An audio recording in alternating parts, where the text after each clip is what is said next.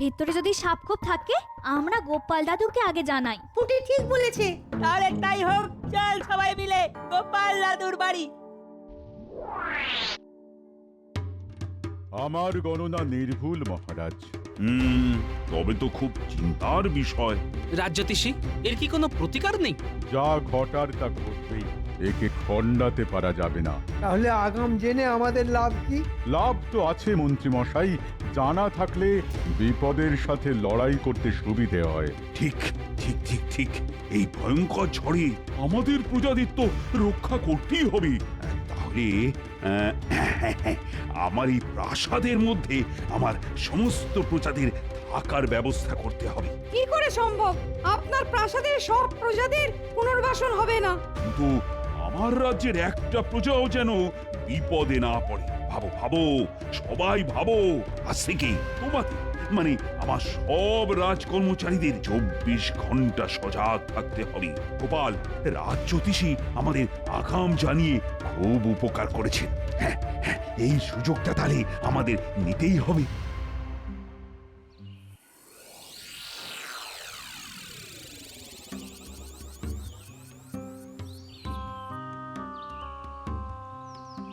দাদু, আর দাদু, আমরা খেলতে গিয়ে না একটা জিনিস দেখতে পেয়েছি। একটা সুড়ঙ্গ। বলিস কি রে, এ তো দারুণ ব্যাপার। চল তো, আমাকে নিয়ে চল তো। ও মা, এই তো এলে। আবার কোথায় যাচ্ছ? বলি পায়ের নিচে তোমার কি সর্ষে আছে নাকি? খুব বড় বিপদ আসছে গিন্নি, সামলাতে হবে, নইলে সবার বিপদ। বিপদ? হ্যাঁ গিন্নি, আমি এসে সব বলছি, চল।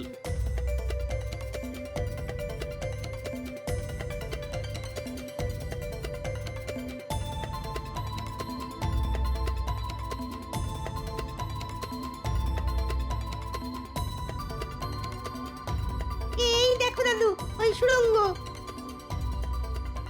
এবার চল তো, ভেতরে গিয়ে দেখি। কি করে যাবে গোপাল দাদু? ভেতরটা তো অন্ধকার। তা অবশ্য ঠিকই বলেছিস। চল, এখন আমরা বাড়ি যাই, মশাল নিয়ে আসি। সেই ভালো।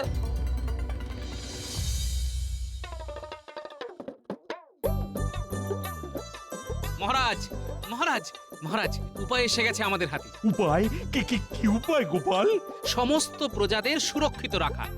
মানে? ওই রাজ্যের শেষ প্রান্তে যে মাঠটা আছে না, তার নিচে একটা সুড়ঙ্গ, বিশাল। মহারাজ, গোপাল মনে হয় বিপদের গুরুত্বটা ঠিক বুঝতে পারেন। মহারাজ, গোপাল ঠিকই বলেছে, আমাদের একবার ওখানে গিয়ে দেখে আসা উচিত। একবার যাওয়া উচিত। এই সবাই যখন চাইছে তখন যাওয়া যাক। চলো চলো সবাই।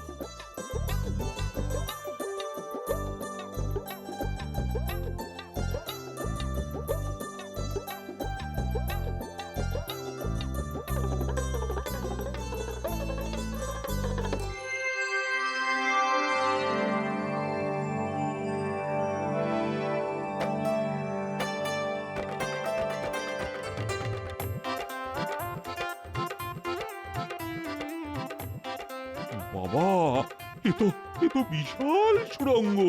যতদূর যাচ্ছে মশালের আলো, সুড়ঙ্গটা দেখে লাগছে বড়ই ভালো। মহারাজ, আমার মনে হচ্ছে এখানে আমাদের প্রজারা সুরক্ষিত থাকবে। আমারও তাই মনে হয় মহারাজ। মন্ত্রী, ও মন্ত্রী, তোমার কি মনে হয়? সবাই যখন চাইছে তখন। সেনাপতি, লোক লাগাও, পরিষ্কার করে বাসযোগ্য করতে হবে তো। আমাদের হাতে তো আর নষ্ট করার মতো সময় নেই। ঠিক আছে মহারাজ, হয়ে যাবে। গোপাল, তোমাকে যে কি বলে ধন্যবাদ দেব, আমার তো কোনো ভাষাই নেই। প্রশংসা আমার প্রাপ্য নয় মহারাজ, আমার বানর সেনা, ওরাই আমাকে এই সুড়ঙ্গের খবর দিয়েছে। মন্ত্রী, তুমি পুরো ব্যাপারটা দেখবে, যাতে আজকের মধ্যেই সুড়ঙ্গটা পরিষ্কার হয়ে যায়। আর আমি কাল থেকেই প্রজাদের এখানে ছড়িয়ে নিয়ে আসবো। ঠিক আছে মহারাজ, আমি দেখছি। দেখছি না, করতেই হবে। সময় নেই একদম।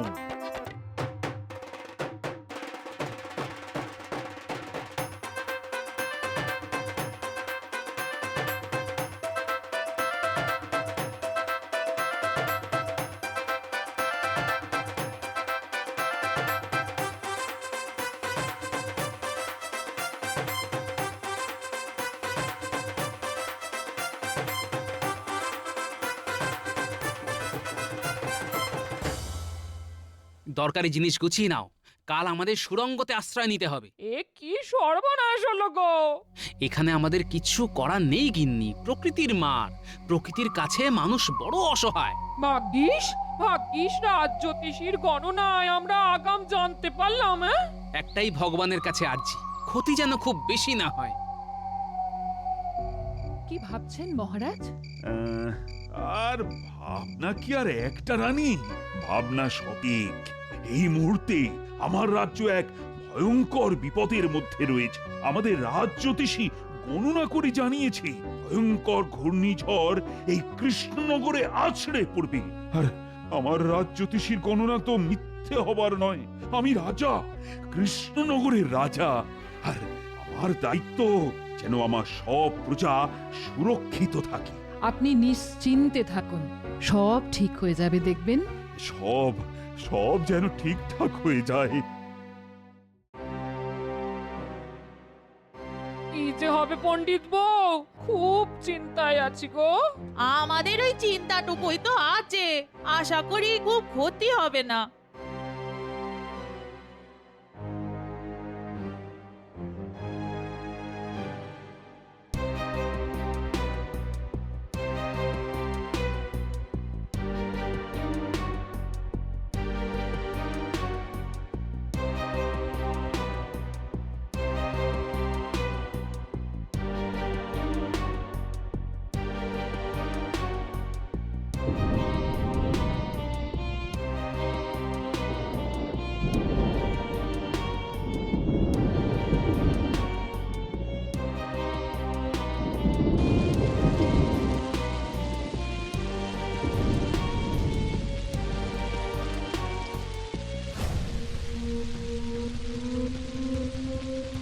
ওহ, জানি না ক্ষতির পরিমাণ কত হবে, তবে আগাম জানার ফলে সমস্ত প্রজাদেরকে সুরক্ষা তো অন্তত দিতে পেরেছি।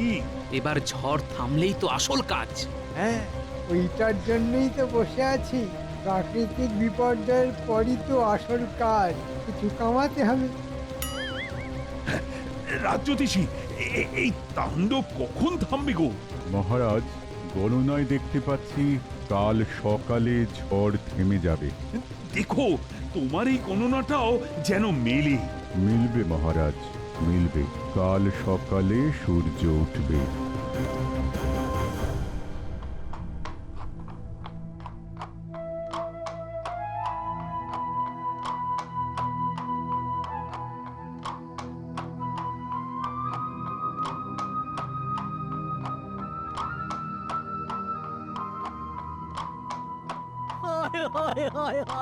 এবার কি করব? আমার তো সব গেল। ও হায় হায় হায়, সব রাজ্যে যেখানেই গেলাম সেখানেই এক দৃশ্য, পুরো রাজ্য বিধ্বস্ত। মন্ত্রী, বলুন মহারাজ। আমার আদেশ, এই প্রাকৃতিক বিপর্যয়ের ফলে যাদের ঘর ভেঙে গেছে তাদের ঘর আগের মতো বানিয়ে দিতে হবে। আর তুমি এই দায়িত্বটা নাও। নিশ্চয় মহারাজ, এ আমার কাছে আশীর্বাদ। আমি আজ থেকেই কাজ শুরু করব। এই কেলে করেছে, মন্ত্রীমশাই এবার সুখে চুরি করতে পারবে।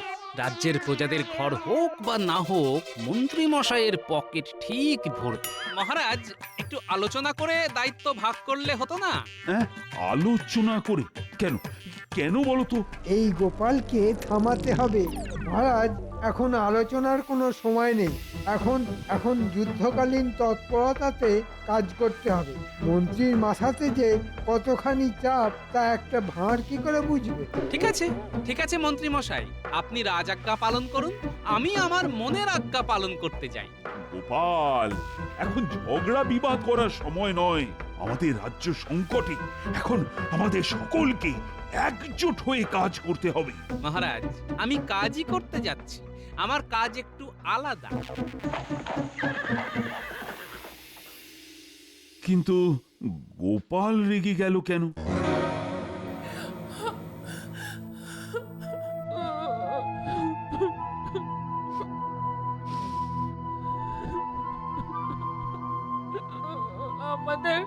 আমাদের সব চলে গেল, সব। কেঁদো না গিন্নি, কেঁদো না।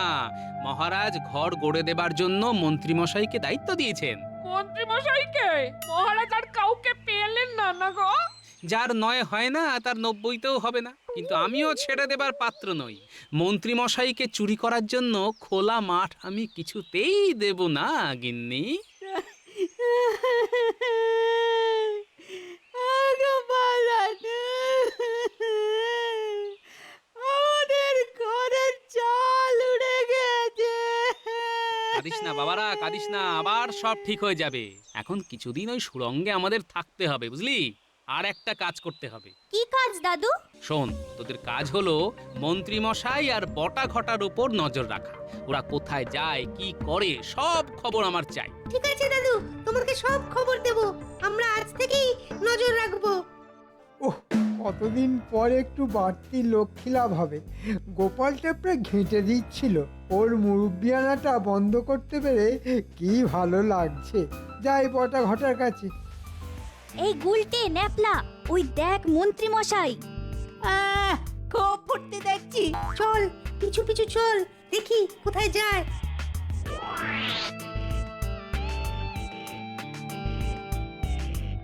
বটা ঘটা, বটা ঘটা, বাড়ি আছিস? হ্যাঁ আছি। অনেক কথা আছে, আসছি।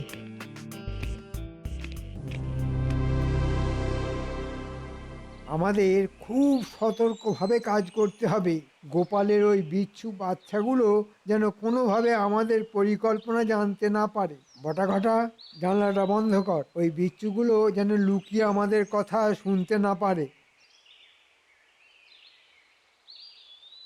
শোন, যাদের বাড়ি ঝড়ে ভেঙেছে তাদের বাড়ি মহারাজ গড়ে দেবেন। আমাকে দায়িত্ব দিয়েছে। আমার কাছে রাজকোষের অর্থ, এই অর্থের অর্ধেক আমাদের পকেটে, আর অর্ধেকে বাড়ি তৈরি হবে। মানেটা কি হলো? কারো সর্বনাশ আর কারো পৌষ মাস।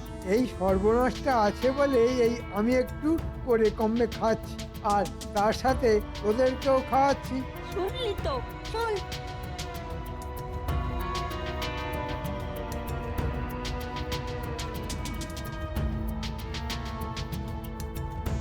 গোপাল দাদু, সব শুনলে তো? মহারাজকে আজকেই সব জানিয়ে দিও। না না, আজই সব কথা বলতে পারবো না। মহারাজ প্রমাণ চাইবেন। আগে প্রমাণ হাতে পাই, তারপর। খুব ভালো কাজ করেছিস বাবারা। তোরাও একটু সাবধানে থাকিস। আমি এখন রাজসভায় যাচ্ছি।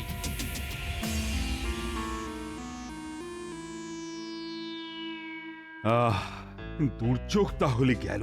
এবার এবার তাড়াতাড়ি সব আগের মতো করে ফেলতে হবে। কি গোপাল, কাজ কেমন হচ্ছে গো? মন্ত্রী মশাই যখন দায়িত্ব নিয়েছেন তখন ঠিকই হবে। বলছো তাহলে মন্ত্রী ভালোভাবেই কাজ করছে? বটা ঘটা খুব যত্ন করে কাজ করছে, আর আমি সারাক্ষণ নজরদারি করছি। এই কাজটা মন্ত্রী ভালো করে করছে, আর আমি খুব খুশি। কাজ শেষ হয়ে গেলে আমি মন্ত্রী বটা আর ঘটাকে পুরস্কার দেব। মহারাজ, আপনাকে সরল সাদা পেয়ে মন্ত্রী রাজকোষ চুরি করে ফাঁক করে দিচ্ছে। আমি আগে প্রমাণটা জোগাড় করি, তারপর।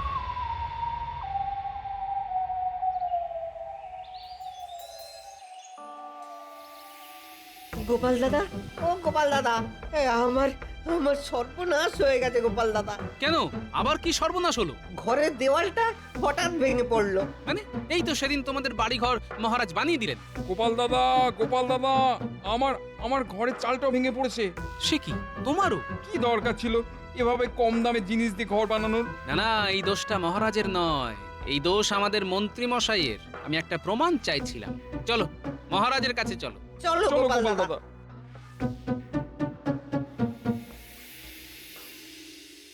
কি গো, আজ রাজসভায় যাবে না? না গো গিন্নি, মহারাজ আমাকে ছুটি দিয়েছেন। এত খাটাখাটুনি গেল, তাই মহারাজ খুশি হয়ে ছুটি দিয়েছেন। তাহলে চলো না, আজ মায়ের কাছে যাই। মা খুব খুশি হবে। আর আমি তোমার দেওয়া 7 নলি হাটটা দেখাবো। চলো তাহলে দুদিন কাটিয়ে আসি। তাহলে গুছিয়ে নি।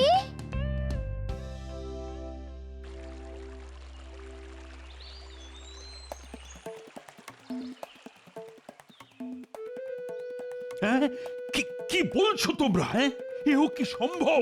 আমি আমি কোথায় ভালো কাজ করার জন্য মন্ত্রীকে দুদিন ছুটি দিলাম।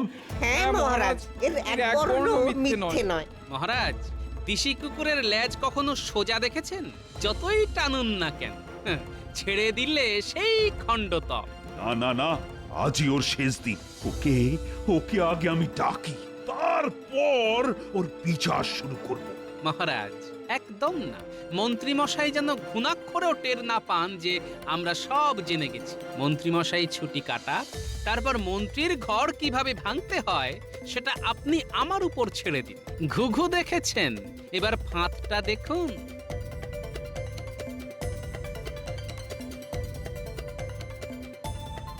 বাবা বাবা বাবা, লোভী মন্ত্রী, টোপটা তো গিলবেই। তোমার পিতার গুপ্তধন পড়ো তুমি দিয়ে মন। দুই পা হেঁটে দেওয়াল ধারে, কোদাল দিয়ে খুঁড়ে খাড়ে, দেওয়ালটাকে ভেঙে দিয়ে সোনার মোহর জানা নিয়ে। এবার কিছু বুঝলে গিন্নি? কি যে রহস্য করছ, কিছুই বুঝতে পারছি না। দুধ এবার এই নকশাটাকে কায়দা করে মন্ত্রী মশাইয়ের ঘরের মধ্যে রেখে আসতে হবে। ব্যাস। যাই, ন্যাপলা গুলটের বাড়ি থেকে একটু ঘুরে আসি।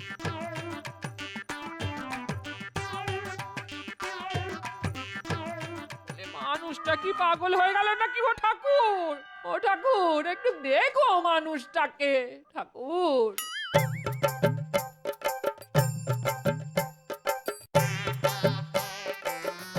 গুলটে, গুলটে, কি গোপাল দাদু, কি হয়েছে? শোন।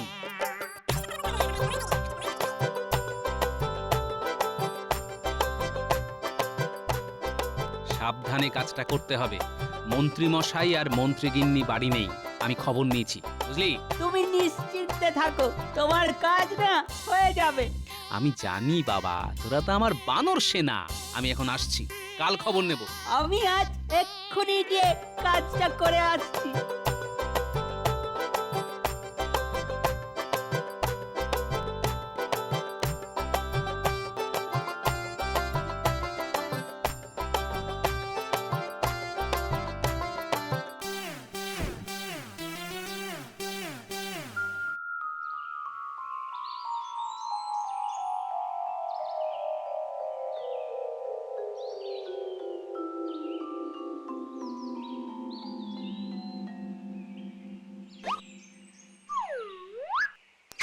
এটা কি?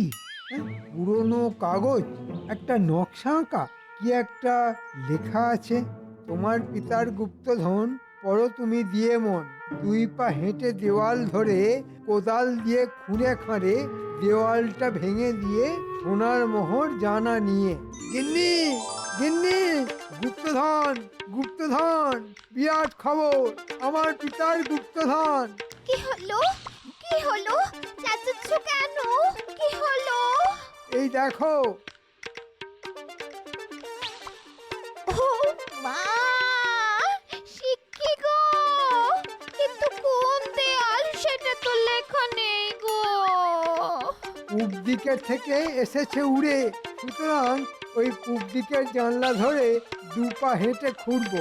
যাই, বটা ঘটার কাছে একটা কোদাল নিয়ে আসি। গুপ্তধনের কথা বলো না, তাহলে ভাগ দিতে হবে।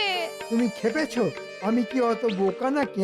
বলবো বাগান করবার জন্যে মাটি কোপাবো। যাই, 1 2, বুঝলে গিন্নি? এইখানে কোপাতে হবে। একটু জোরে, হেইও, দেওয়াল ভাঙো, হেইও। ভাঙো, ভাঙো, ভাঙো, হেইও, দেয়াল ভাঙো, হেইও। এবার পাবো, এবার পাবো গুপ্তধন।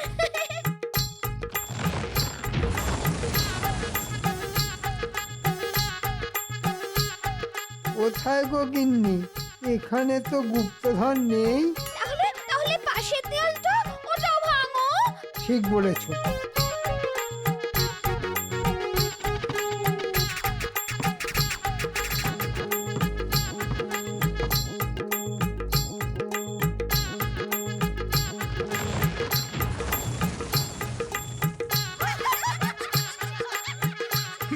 বাবা বাবা, খুব সুন্দর, খুব সুন্দর।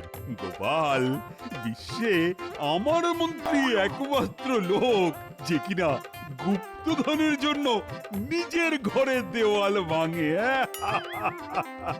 মন্ত্রী মশাই, গুপ্তধন তখনও ছিল না, এখনো নেই। শুধু ঘর ভাঙার কষ্টটা কেমন লাগে সেটা জানালাম। এই, এই, তুমি কম দামের ভেজাল জিনিস দিয়ে গরিবের ঘর বানালে, হ্যাঁ? হ্যাঁ? তোমার কাছে যা অর্থ আছে সেটা এক্ষুনি ফেরত দাও। আর তোমার দুই সাগরেদ বটা আর ঘটা আমার কাছে সব স্বীকার করে নিয়েছে আর সমস্ত অর্থ ফেরত দিয়েছে। তাই তোমাকেও ফেরত দিতে হবে। আর নিজের ঘরের দেওয়াল তোমাকে একাই তুলতে হবে। আরে, ও ভোলা ময়রা, ও পুটির বাবা, তোমাদের ঘর আবার করে দেওয়া হবে। এবার কিন্তু সব দায়িত্ব গোপালের। ধন্য ধন্য মহারাজ, ধন্য।